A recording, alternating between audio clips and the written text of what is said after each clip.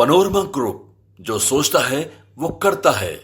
सभी बस मार्शलों को मैंने कल बधाई दी थी कि हमारा संघर्ष रंग लाया, लेकिन आज मैं आपको कुछ और नई बातें बताना चाहता हूं जो जिससे आपको पता लगेगा किस प्रकार आम आदमी पार्टी की सरकार आपके साथ धोखा कर रही है। जब हम 5 अक्टूबर को मुख्यमंत्री से मिले थे तो हमने कहा था कि इनको पक्का करने का प्रोसेस शुरू करिए और उसके लिए हमने कुछ सजेशन दिए थे।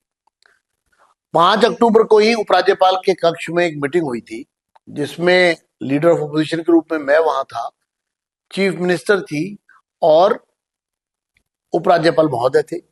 और तब वहां ये तय हुआ कि इनको पक्का करने के लिए एक कमेटी दिल्ली सरकार को बनानी है और वो कमेटी पूरा रोड मैप बनाएगी, उसमें बजट एलोकेशन होगा, उसमें रिक्रूटमेंट रूल्स बनेंगे, उसमें SC ST रिजर्वेशन का पूरा सोचा जाएगा और इसके लिए 3 उच्च अधिकारियों की कमेटी, जिसमें एक ट्रांसपोर्ट से अधिकारी, एक एडमिनिस्ट्रेटिव रिफॉर्म से और एक जो है वो फाइनेंस से।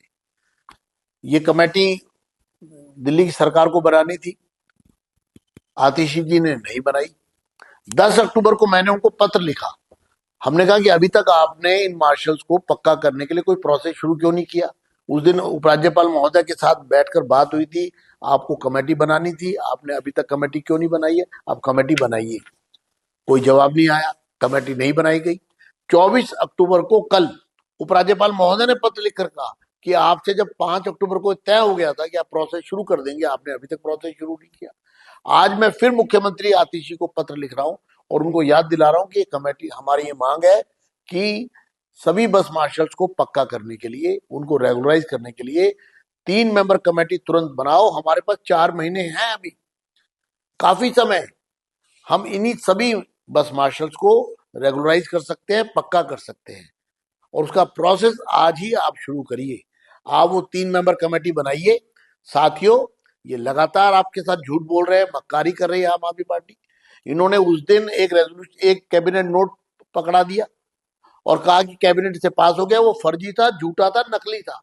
जब अपनी सैलरी बढ़ाई थी तब जो कैबिनेट नोट था वो असली था और जब आपकी नौकरी पक्की करने की बात थी तो एक फर्जी कैबिनेट नोट पकड़ा दिया हमारे हाथ में और कहा कि हमने तो पास कर दिया।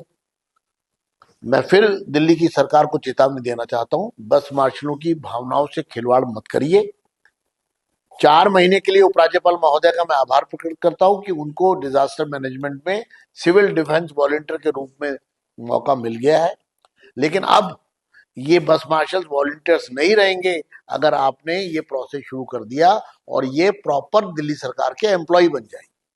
लेकिन आप नहीं चाह रहे शायद कि इनको पक्का किया जाए, लेकिन हम आपको चेतावनी देते हैं कि आपने अगर ये प्रोसेस तुरंत शुरू नहीं किया तो भारतीय जनता पार्टी का एक एक सिपाही इस सरकार को मजबूर करेगा कि वो प्रोसेस को शुरू करें।